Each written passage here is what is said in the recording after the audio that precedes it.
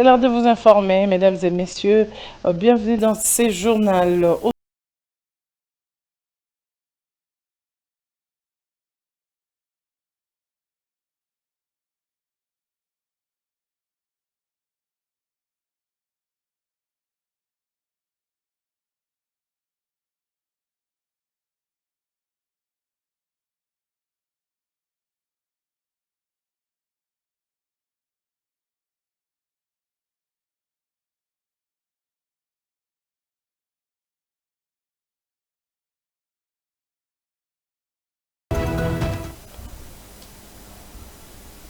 Bienvenue dans ces journaux. La Première ministre Judith Suminwa a dirigé le jeudi 3 avril une importante réunion de coordination du Conseil national de la zone de libre-échange continentale africaine, ZLECAf.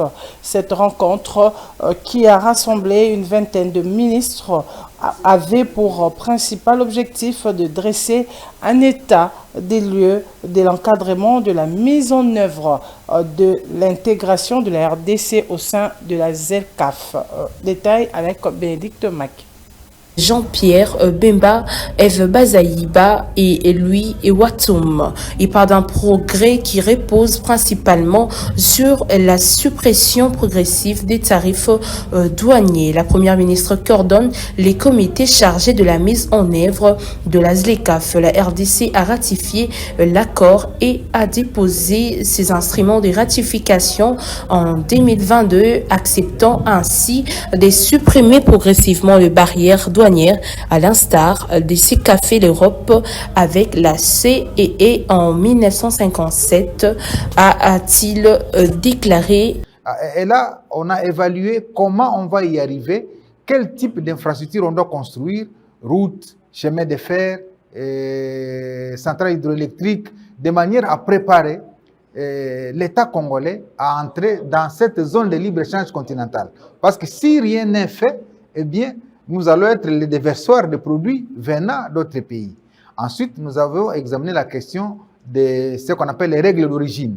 C'est-à-dire quand est-ce qu'un pays va bénéficier de la libre circulation sur le continent africain.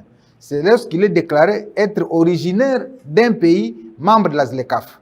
Et là, les règles qu'on a pu adopter, c'est que tous les intrants qui entrent dans la fabrication d'un pays doivent provenir à 70% de ces pays pour que ce produit soit déclaré un produit d'origine. Le ministre a insisté sur les opportunités économiques qu'offre la ZLECAf pour la RDC à condition que deux ajustements soient réalisés dans les politiques publiques et les infrastructures économiques.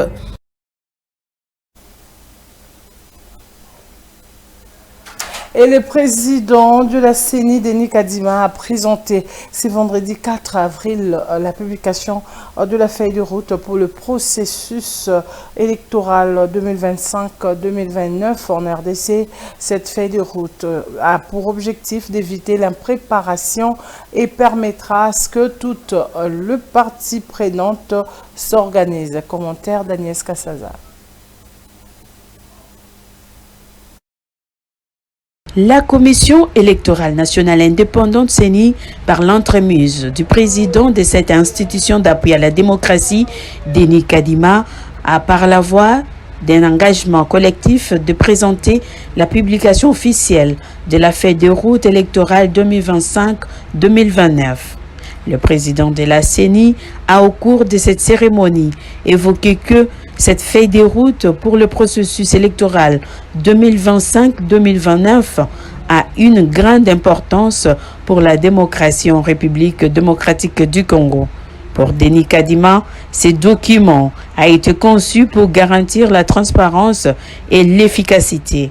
Le but est d'éviter l'impréparation et de permettre à toutes les parties prenantes de s'organiser. Le président de cet organe d'appui à la démocratie a par ailleurs mis en avant les avancées des élections de 2023, marquées par l'inclusion et la transparence, tout en reconnaissant les défis persistants, notamment en matière de sécurité et de logistique.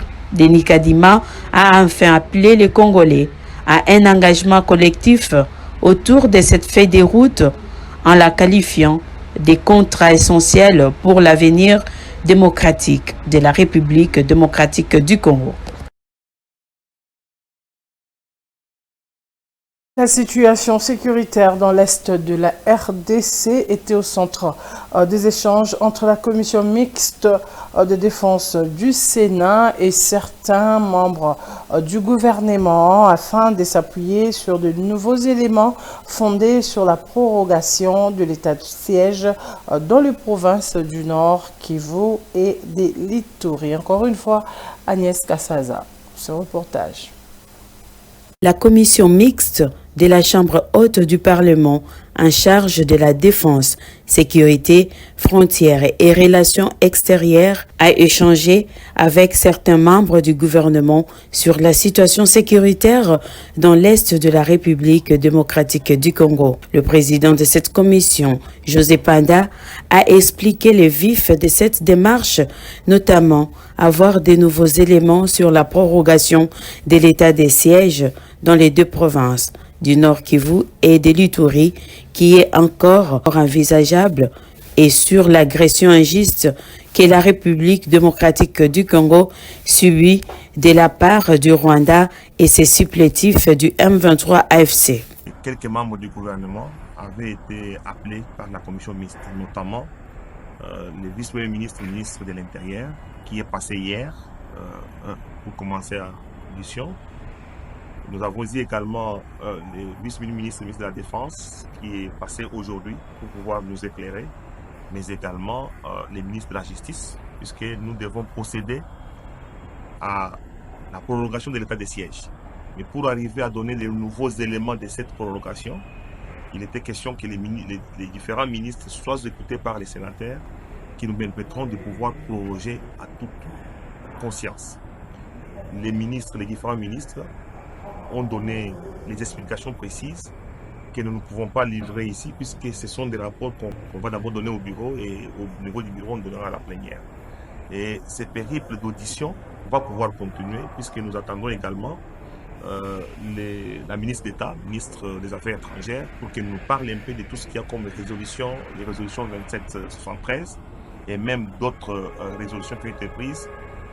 Nous attendons également la ministre des Affaires sociales qui doit venir expliquer pour les déplacés internes, pour savoir qu'est-ce qui va pouvoir se passer. Donc, la commission mixte va continuer à travailler, mais au fur et à mesure, nous serons obligés de faire rapport aux membres de la plénière pour les expliquer.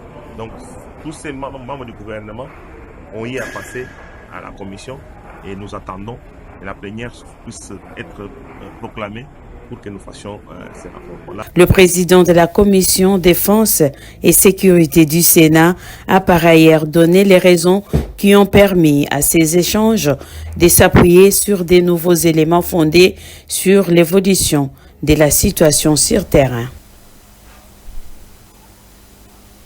Et à l'Assemblée nationale, vers un partenariat entre la Chambre basse du Parlement et l'École nationale d'administration, c'est le but des échanges entre le président de l'Assemblée nationale, Vital Kamerhe, et les DG de l'École nationale d'administration, Tombola Mokie. L'objectif est de renforcer les capacités du personnel d'administration du Parlement et la modernisation du service public. Encore une fois, Agnès Kassaza nous en parle.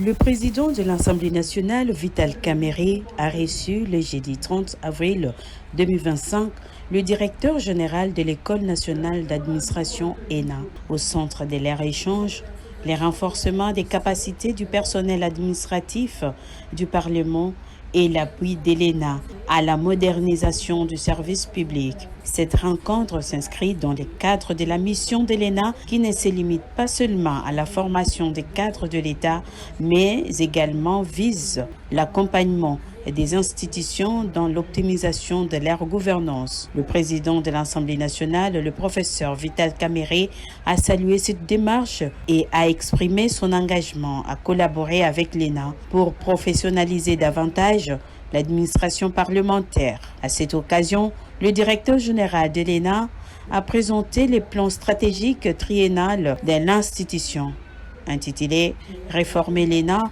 pour réformer l'État ». D'évoquer la formation du personnel administratif de l'Assemblée nationale. Il nous a dit tout l'intérêt qu'il accorde à la formation. Il n'a pas manqué de souligner que le capital le plus important pour un État, c'est le capital intellectuel, et que la formation a de rendements d'échelle croissant. Il a beaucoup insisté là-dessus, et qu'à long terme, le plus important, c'est de quel personnel dont dispose un État pour son développement. Il a donné l'exemple du Japon, qui n'a pas de ressources naturelles, mais qui est un pays développé parce que le Japon investit dans l'intelligence. Notons que parmi les initiatives phares annoncées, il y a un programme de formation destiné aux cadres et agents du secrétariat général de l'Assemblée nationale ainsi qu'aux députés nationaux. Cette initiative va viser à renforcer leurs compétences en gestion administrative et en élaboration des politiques publiques. Cette visite marque ainsi une étape importante dans les partenariats entre l'ENA et l'Assemblée nationale, avec pour objectif commun l'amélioration de la gouvernance et l'efficacité du service public en République démocratique du Congo. Poursuite de consultation politique, l'ancien Premier ministre et président du parti Nouvel Élan, Adolphe Muzitu, a été reçu par les spéciales en sécurité du chef de l'État, Casimir Eberandre. Il lui a proposé des solutions pour sortir de la crise liée à l'agression rwandaise. Suivez ces propos recueillis pour vous par Lady Djamba. Mes propositions, d'abord en qualité d'ancien Premier ministre, mais aussi en qualité de chef du Parti Nouvel Élan. Les questions qui m'ont été posées, c'est des questions en rapport avec ma contribution dans cet effort de guerre qui s'impose, pour lesquels le président de la République veut l'union nationale, l'unité nationale, la contribution de tous les Congolais. Parce qu'à Yébi, des coutumes, mais pas la vie, ceux qui...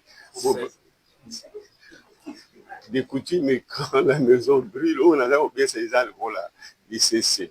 Ceux qui mboka eza kozika to soki noke kote bino na kati ya ndako ata boyi koswana kozali na bitumba entre bino boka na te opposition majorité etindaka ke botika ba division na bino bosanga na bomoko bobo nyoka wana na simande boko zongela koswana na bino kobunda na bino yango président asengi. Le président de la République a demandé à tous les Congolais de l'opposition, de la majorité de la société civile, les anciens premiers ministres et les anciens chefs de corps qui ont l'expertise et la compétence puissent apporter leur soutien de manière à ce que nous puissions foutre l'ennemi dehors et puis continuer à gérer notre pays qui est en train d'atteindre un niveau de plus en plus élevé depuis que le président de la République est là. Comme je vous ai dit, il a triplé le budget de l'État. Il a commencé la construction de la ville de Kinshasa avec l'extension des, comment on appelle la rocade. Il est en train de faire des routes pour atteindre la République en l'intégration nationale. Et puis, il faut soutenir cet effort-là, que la guerre est venue estomper en absorbant le gros de nos ressources, les ressources budgétaires.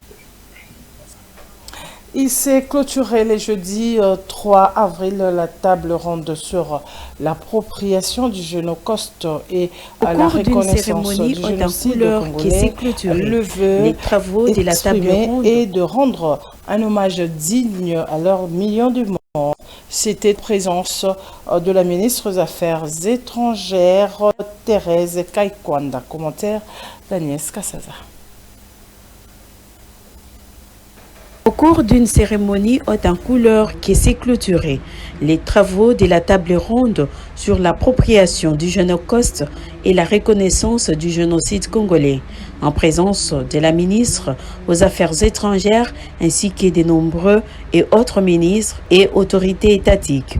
Les Congolais ont exprimé leur volonté de rendre un hommage digne à leurs millions de morts. Cette table ronde a rassemblé des filles et fils du Congo issus de toutes les régions et de tous les secteurs de la société. Elle a en outre permis de dégager des recommandations et stratégies majeures pour promouvoir l'appropriation du Génocoste au niveau national et sa reconnaissance sur la scène internationale. Des stratégies qui vont s'étendre à tous les domaines de la vie du peuple congolais, à savoir l'éducation, les arts et la culture, les médias, la justice, l'économie et la diplomatie afin d'ancrer cette cause dans une dynamique de réparation et de plaidoyer global. Cette table ronde marque ainsi une avancée décisive dans les devoirs de mémoire et la volonté forte des Congolais de rendre un hommage digne à nos millions de morts. Soutenir les efforts de guerre dans la partie est de la République démocratique du Congo, un chèque de 20 000 $ américains a été remis le jeudi 3 avril au vice-premier ministre en charge du transport par les directeurs généraux de l'organisation pour l'équipement des bananes Kinshasa, Jean-Claude Mavangou. Bénédicte Maquet pour les détails. Cette contribution de l'OEBEC s'inscrit dans un élan de solidarité nationale face à l'agression rwandaise dans l'est de la RDC. Au-delà de l'aspect financier, ces gestes symbolisent les soutiens de la population et des institutions envers les soldats et les civils engagés sur les fronts. Les directeurs de cette structure soulignent également la détermination du pays à défendre son intégrité territoriale et à œuvrer pour la restauration de la paix dans cette région en proie au conflit. L'engagement de l'OEBEC à poursuivre son soutien est un signal fort de la volonté collective de surmonter cette crise. Jean-Claude Mavambou, DG de l'OEBEC, a promis de poursuivre les efforts pour continuer à soutenir les forces armées de la RDC jusqu'à la pacification de l'Est du pays. Tout le monde a bien suivi le message du chef de l'État. Alors voilà, l'OEBEC n'a pas voulu se mettre de côté. Nous avons vraiment dit que nous allons accompagner le chef de l'État et surtout que le VPM aussi dans cette lutte-là. Alors du côté OEBEC, nous avons décidé de pouvoir aussi apporter notre contribution de 20 000 $. C'est pour l'effort de guerre de l'autre côté à l'Est. Parce qu'il y a nos frères qui sont là en train de se battre, il y a nos vaillants militaires et puis nos frères, vraiment frères, les Ouazalendo, nous sommes dit non, on doit quand même apporter quelque chose aussi. D'ailleurs, ce n'est pas une première, hein? Il y a aussi, je crois, 2 ou 3 ans aussi, nous avons fait pareil geste. Donc voilà, à chaque fois qu'il y aura appel, ou bien à chaque fois que l'OEBEC va disposer un peu de moyens, il n'y aura aucun souci, nous allons toujours apporter. C'est pour le bien de tous. La remise de ce chèque par l'OEBEC est un exemple de la mobilisation nationale en faveur de l'effort des guerres alors que les combats se poursuivent dans l'est de la RDC. Ces types d'initiatives renforcent le moral des troupes et témoignent de la détermination du pays à retrouver la paix et la stabilité. Et en technologie, renforcer la gouvernance numérique pour un Internet ouvert et sécurisé en République démocratique du Congo et les thèmes de la 5e édition du Forum sur la gouvernance de l'Internet. Plusieurs experts en la matière ont pris part à cet échange d'expériences. Lydie Djamba pour le détail. Il rassemble toutes les parties prenantes au débat sur la gouvernance de l'Internet en République démocratique du Congo. Ces participants sont les membres du gouvernement, le secteur privé et la société civile, y compris la communauté technique et universitaire. Tous au même pied d'égalité, grâce à un processus ouvert et inclusif, cette plateforme, le FGI, a été institué lors de la 2e phase du sommet mondial sur la société de l'information. L'organisation d'un tel forum en RDC offre aux différents acteurs un espace d'échange et de discussion afin de lui doter des infrastructures technologiques et des instruments juridiques pouvant lui permettre de négocier les mutations provoquées par l'Internet au niveau national, régional, continental et mondial. Rappelons que le Forum sur la gouvernance de l'Internet FGI 2025 est une occasion unique de rencontrer des experts et des leaders de la gouvernance de l'Internet et des secteurs de la technologie, de l'information et de la communication. Participer à des discussions et des ateliers sur la gouvernance numérique, des bien d'autres sujets importants et de découvrir de solutions innovantes pour promouvoir l'accès à l'Internet, de contribuer à l'élaboration d'une feuille de route pour une gouvernance numérique en RDC. Et à l'issue, l'université de Lubumbashi Inelu a lancé le jeudi 3 avril 2025 ses journées scientifiques de la faculté des sciences agronomiques. Pendant 3 jours, experts, chercheurs vont s'épancher sur la diversification alimentaire et l'innovation agricole pour renforcer l'indépendance alimentaire de la province du Haut-Katanga. Bénédicte Maquet pour ce commentaire. Pendant 3 jours, des experts en agronomie ainsi que des spécialistes des disciplines connexes uniront leurs compétences pour identifier des solutions efficaces visant à relever les défis de la diversification et de l'autonomie alimentaire dans la province du Haut-Katanga. La faculté des sciences agronomiques est résolument tournée vers une plus grande contribution au développement de l'agriculture et sur le chemin d'une agriculture plus compétitive. Elle voudrait donc une science de haute qualité, couplée à une pratique de meilleure qualité pour assurer une production en quantité et en qualité. Le professeur Basile Mouginia, quant à lui, a souligné l'importance de l'intelligence artificielle dans l'amélioration du rendement agricole. Et selon ses propos, l'intelligence artificielle représente une solution incontournable pour optimiser la qualité et augmenter la quantité des productions agricoles. Les données d'origine agronomique seront également traitées par l'IA pour générer justement des modèles, n'est-ce pas, des outils d'aide à la décision, que ce soit les décisions techniques pour les gestionnaires des champs ou tout simplement dans le domaine agricole. Ces journées scientifiques illustrent l'engagement de la faculté des sciences agronomiques de l'UNILU à promouvoir des solutions innovantes et durables pour renforcer la sécurité alimentaire et atteindre l'indépendance alimentaire dans la province du Haut-Katanga, en particulier en RDC en général. Voilà, c'est la fin de ce journal, mesdames et messieurs. Mais avant de nous quitter, les rappels des titres.